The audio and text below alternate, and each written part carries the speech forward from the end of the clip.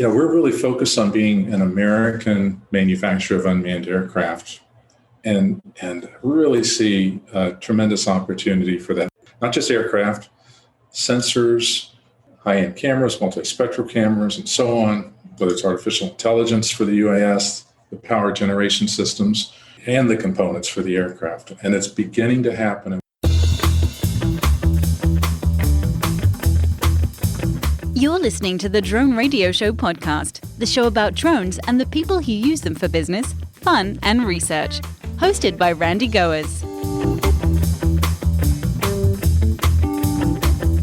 Hello, everyone. This is Randy Goers, and welcome to the Drone Radio Show podcast, episode 322. What's the outlook for American drone manufacturers? For one company, the future is bright. Tom Nickell is an entrepreneur who for 25 years has turned ideas into success for Fortune 500 companies, nonprofits, and startups in manufacturing, chemicals, software and web tech, and now Unmanned Aircraft Systems. He is also the CEO of Mobile Recon Systems, a leading American designer and manufacturer of drones to serve the fast-expanding 5 to 500-pound payload market. Tom joined the founders of Mobile Recon in 2018, excited by their innovative designs that set new bars for payload capacity and functional flexibility. He has an MBA from the MIT Sloan School of Management, a Master's of Arts degree from the University of Kentucky Patterson School of Diplomacy and International Commerce, and a bachelor's degree from Principia College.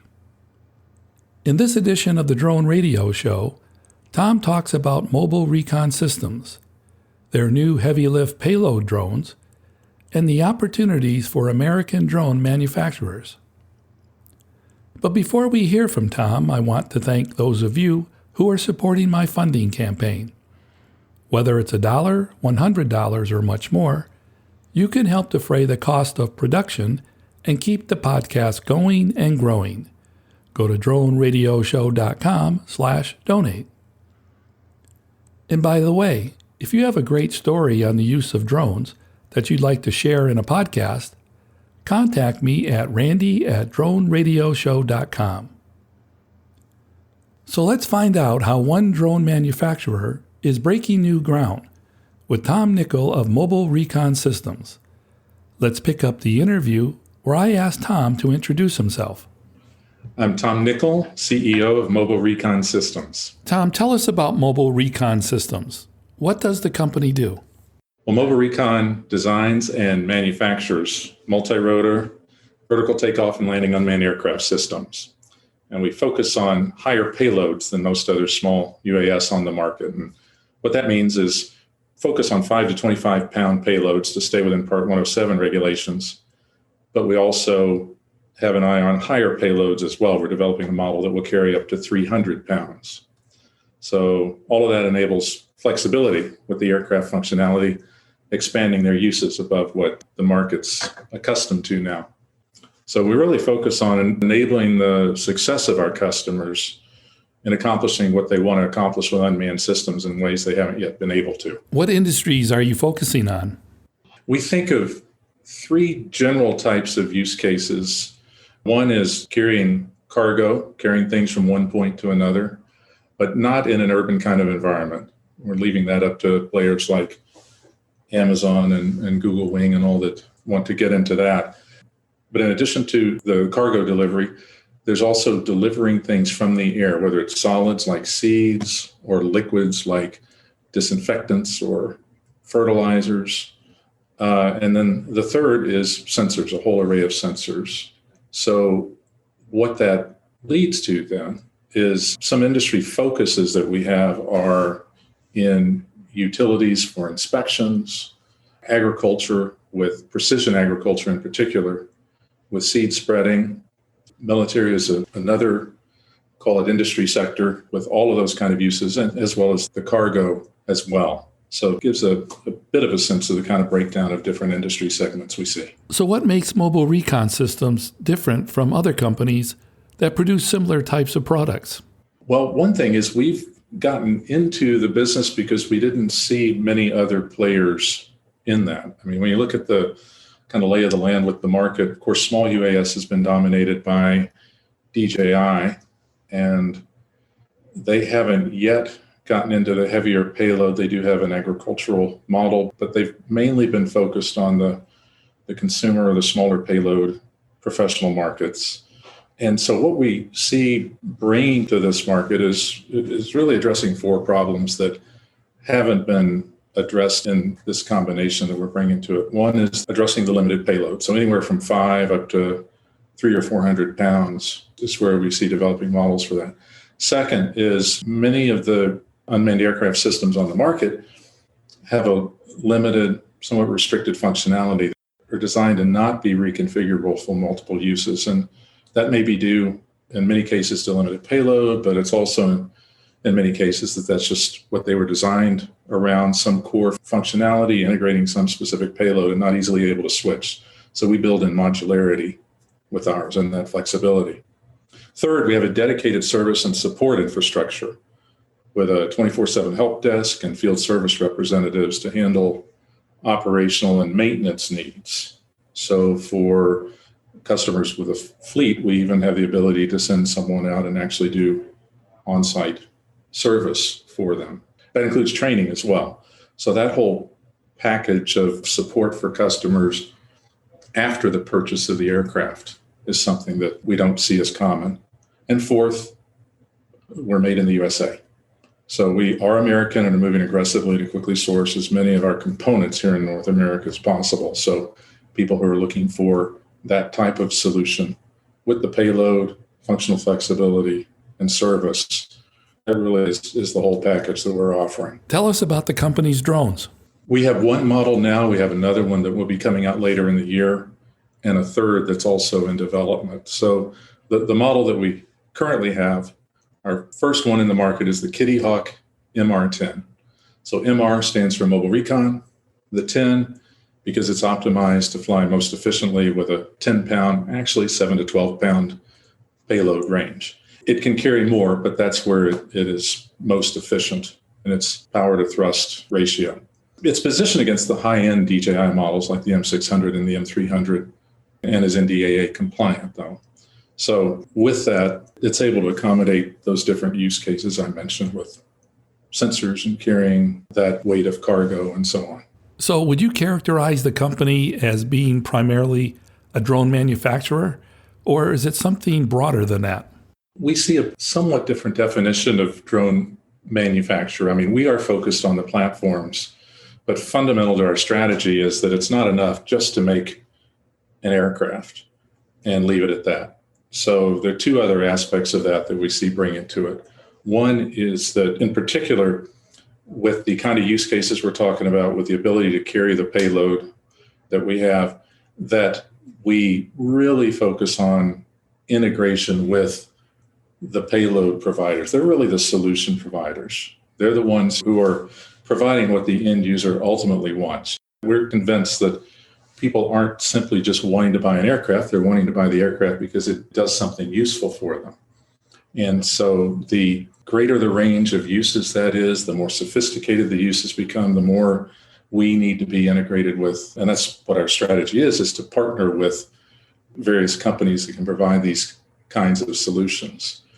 With that, then, to also provide the service to the end user so that if they run into a problem with the provider that we're working with, either they're able to help out or we're able to, depending on where within the system it falls. But we have that service to provide as well. With the heavier payloads, are both of the UAV models all electric, or do they use alternative forms of power as well? They are, for now, they're all electric. One of the challenges that we're still in the process of working on are the power systems to enable, a truly longer flight time. We've explored extended battery life, hybrid battery gasoline or battery diesel systems, and hydrogen fuel cells even. We're working on a couple of extended battery life options that may be in place next year. The most promising path for us in the short term is a hybrid light fuel system, possibly even with ethanol and a fire suppressant with it. The military prefers heavy fuel. We're exploring that as well. But what we found is the current options tend to not have enough power for what the higher payload needs are. And the few options that are on the market are either exorbitantly expensive or they're proprietary to the company making them. So that's an area that we are focusing some development work on because we see that as critical for the future, for the longer flight times. What are your current flight times? On our MR10, it's currently 25 to 30 minutes. And on the MR20, which I didn't mention, that's the one we have coming out later this year. So it's optimized for a payload of about 20 pounds. We see that as being able, with the 20 pounds, to get between 30 and 40 minutes, with less up even over 45 minutes as a battery-powered, electric only. At the start of our interview, you mentioned that precision agriculture was one of the industries that you were targeting. What's your perspective on that vertical, and what type of use cases is Mobile Recon Systems undertaking? Let me start with the use case that we're really focused on right now. We're working with a company called Aerial Spreader Drone Services. They're down in Missouri. They began developing a seed hopper to fit on a DJI M600 for broadcasting seeds for erosion control and land reclamation. They've now broadened that into cover crops, so planting crops among cash crops for additional revenues for the farmer, and cover crops can help fertilize the soil too. So we're actually working with them with a research grant here in North Dakota, where we're located, to demonstrate the effectiveness of spreading those cover crop seeds from a UAS. The business case there begins to look really good when you can load an 80-pound seed bag. They've been demonstrating this with about 8 to 10 pounds of seeds. And even that is a nominally successful business case. But if you can have the drone go up and fly for more, just cover more area, less time on the ground, it's a lot more attractive. So I use that by way of example for a couple of reasons. One is that that's not a use for spreading seeds that is row planting of crops. There's a difficulty of scale for unmanned aircraft, although there are air tractors that can carry very heavy payloads. They're still piloted, and so there could be a future there for unmanned. But even that brings up another point. So back to that with aerial spreader, if they can carry an 80-pound seed bag, it's a much better business case. To do that, the regulatory environment isn't set up for it. You have to get a waiver, and it's not just a blanket waiver to fly wherever you want. It's location specific. So in my opinion, for farmers who, if they see something that's going to solve a problem for them, they're receptive to it, but they also want to make sure it's going to work. And in the case of a drone, they have to become a pilot and figure out a number of other aspects as to how to use it and go through the red tape of getting waivers to be able to even fly it. I think there's some barriers to use in the market that are pretty large still. What we're doing is working here locally with our Northern Plains UAS test site on getting waivers to begin doing this initial testing so we can demonstrate the use case. And hopefully then the FAA will be more receptive in being able to expand the uses there. So we'll be able to use the heavier lift drones for these uses. Even so, it's still going to be very much what we would call precision agriculture, targeted use, whether it's spreading seeds or spot treating with fertilizer or herbicides. Not that it won't expand to where we see unmanned aircraft doing a lot of agricultural work down the road. Well, I shouldn't say just aircraft on the ground. I mean, I could imagine John Deere's looking at unmanned tractors and combines. There's no reason necessarily the farmer needs to be driving those all the time the way the technology is now. But there's definitely a regulatory change that needs to happen for the aircraft to be truly practical. Do you have another example? Yeah, actually, for those reasons I just mentioned about agriculture, we're even more excited about the utility industry, for instance. We really want to become a main player for utility inspections and other uses in the utility industry, particularly because so much of what's currently done in utilities is being done with DJI aircraft, and there's a real push to get away from the Chinese-made drones because of data security. Utilities, of course, are a critical infrastructure for the American population. So there's a real push to get away from any security exposure there. So utility line inspections, oil and gas lines too, they need sensors of various types, whether it's electro-optical, thermal, in some cases LiDAR. There are even some potential uses for ground penetrating radar. Many of those packages range anywhere from 4 to 15 pounds. In some cases, those are on the higher end of most of the small UAS that are on the market, higher end of their ability to handle that payload. So those non-DJI options are limited. We see that as a very promising market and are working to position for that. We're actually working with some partners here in North Dakota that already have strong relationships in the utility industry to go in with them. As I said before, a lot of our strategy is to partner with solution providers. And in this case, ones who already have various utility industry players as customers. So getting back to your drones, in your opinion, what makes them unique? A couple of things. One is the overall strength of the construction. We've really worked quite a bit to find the right combination. Weight of an aircraft is always a tremendous question. So to help minimize the weight of the aircraft without sacrificing strength. So we're using aircraft-grade aluminum for part of the structure, other parts of it, high-grade carbon fiber. We also, to get the lift that we have, requires motor and prop combinations that can really maximize the thrust for the amount of power that they're using. So those are areas that we've really focused on there. Over time, we're looking at moving more of those components to partner companies that are close to us, even using our own designs for some of those components. So we've actually, in the last couple of years, made real good progress in going down the path of getting away from foreign components. So many of the components for small UAS have been made in China. I mean, that's actually what we see as a tremendous opportunity for the drone industry overall in the U.S., is to be able to onshore, at least in North America, if not in the U.S., more of those components to be able to put the whole system together.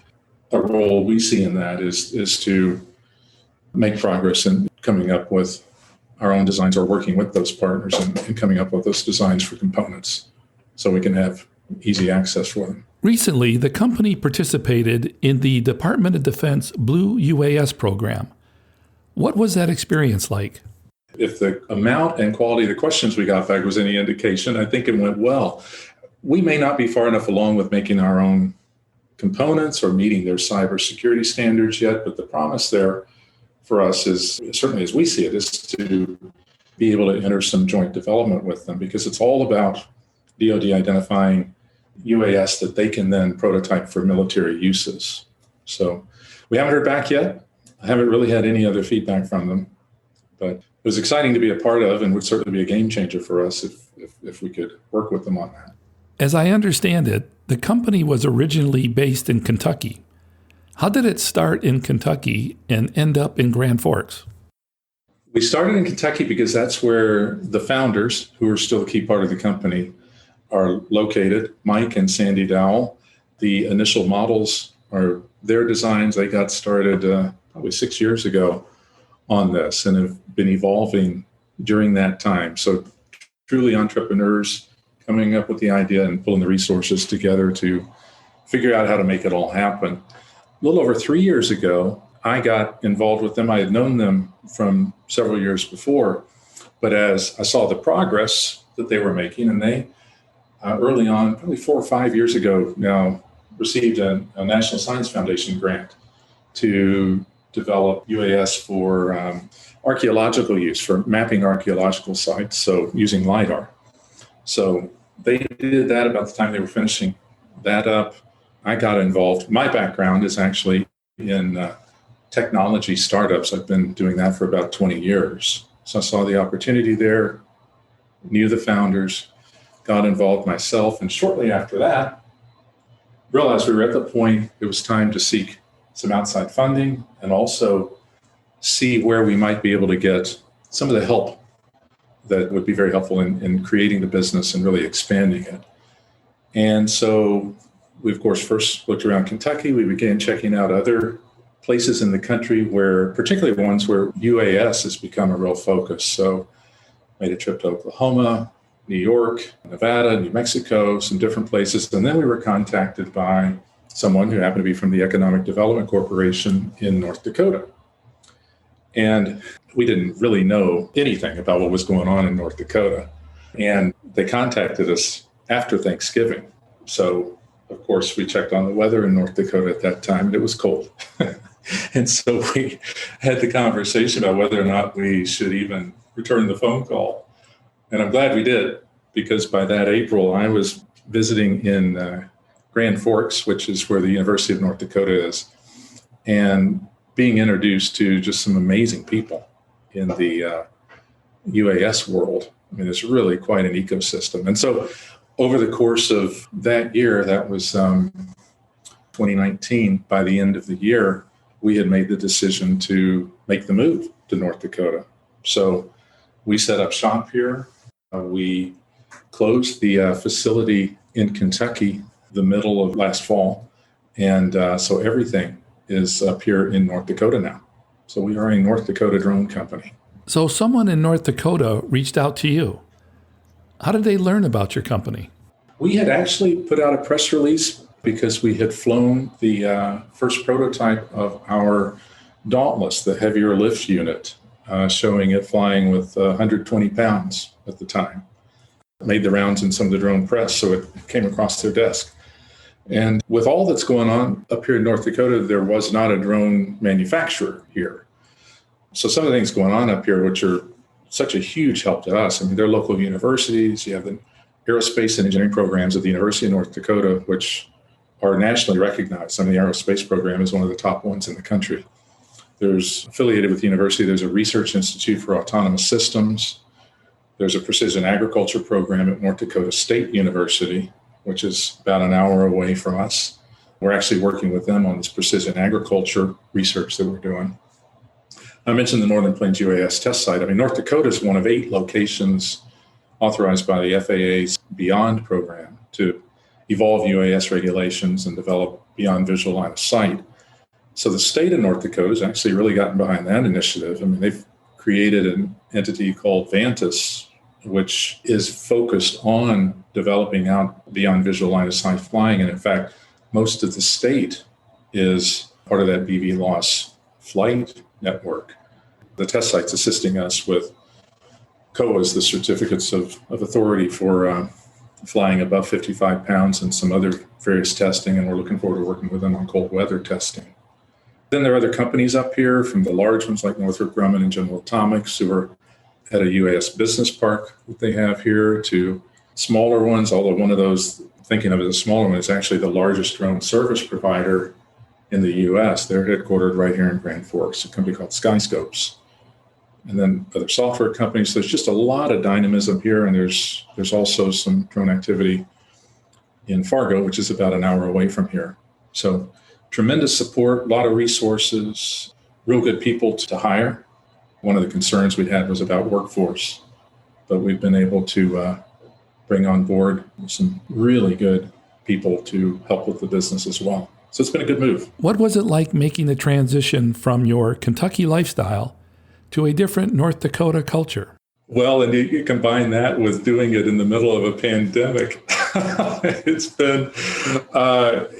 It's actually been very good, but with some challenges. Making a move, I mean, I was up here actually with my wife, figuring we'd be here for an extended stay back in March last year. And we had to cut the visit short because things began to shut down. And then with that, we've seen supply chain challenges and all. So it's definitely added a twist to just the normal business. And then making a move in the meantime can then be quite a personal challenge. But we've enjoyed it. Speaking personally, the community here has been so welcoming. We came up in the summer, which was absolutely beautiful. The winter was fine. Actually, I'm told it was a fairly mild winter, but it still got really cold. But that was okay. What's the next steps for Mobile Recon Systems? Key next steps are to really make a good entry into the market with our first model, the MR10, and then to come out about 6 months from now with the MR20 and have two models that are really well positioned that users can fly and still be within Part 107 regulations. I refer a lot of times to this kind of latent market where there are things that people may have thought of they'd like to do but haven't felt like they can. In some cases, I talk to people, they haven't even let themselves think of the things that can be done by carrying the higher payloads. And I'm talking about higher payloads of like 20 to 25 pounds. That's where our focus is right now. 2-3 years down the line, as I said, we have this other aircraft that carries higher payloads. What I'd really like to get to with that is being able to carry up to 250 to 300 pounds, because one of the things that really excites us is that's being able to carry enough weight to evacuate people. So to be able to send an unmanned aircraft into a situation where there's a fire or some other kind of natural disaster and really help people be safe, help save lives, even in those cases. So that's the kind of longer term product, specifically aircraft strategy. The other piece to go along in parallel to that is, I think more and more what we're going to see with unmanned aircraft systems is they truly are systems. It's about what sensors can be on them, what data processing can be done, what potential for artificial intelligence there can be with them, to be able to power them for longer flights. Those are all the other things that we see on our product horizon that we're excited about getting into developing, and we're actually looking for more partners to be able to get involved with to develop out those kinds of aspects. Is there anything that we missed that we should talk about? I think one thing I kind of hinted at it is that we're really focused on being an American manufacturer of unmanned aircraft and really see a tremendous opportunity for that. I mean, for where we're positioning our company, it would be a very different situation if there wasn't such a desire to move away from the solutions that the current market leader, and it's a huge market leader. I mean, if DJI still has, say, 70% of the market, it creates a very significant dynamic in the market for creating opportunities for companies like ours. We're still limited in some way, and that creates the huge opportunity for onshoring various components so the UAS industry can truly be an American one in the US. Not just aircraft, sensors, whether they be high-end cameras, multispectral cameras, and so on, whether it's artificial intelligence for the UAS, the power generation systems, and the components for the aircraft. And it's beginning to happen, and we hope it continues. Part of what I see on the horizon for the UAS industry overall in the US is just that huge opportunity for a number of, there's room for a lot of American companies to be taking part in that. And it's exciting for us. And I'll just mention, if there's anyone listening that is a part of that or wants to be a part of it, would love for them to contact us and see how we might even work together. And for my final question, Tom, what message would you like to leave regarding the drone industry? It's an industry that is, at the risk of sounding cliche, I mean, opportunity is tremendous. And I really do see it as an industry that's going to touch and change our lives in so many ways. That's it for episode 322 of the Drone Radio Show. I hope you enjoyed hearing from Tom Nickell of Mobile Recon Systems. I want to thank Tom for taking the time to speak with me. If you want to learn more about Mobile Recon Systems or want to connect with Tom, check out the website at mobilereconsystems.com. If you like the Drone Radio Show, please consider supporting the podcast with a small donation. The content is always free, but for as little as $1, you can help defray the cost of production. To donate, go to droneradioshow.com/donate. And thanks for listening. Your support means a lot to me, and I hope you'll listen to more episodes of the Drone Radio Show podcast to hear how others are using drones for business, fun, and research. For the Drone Radio Show, I'm Randy Goers.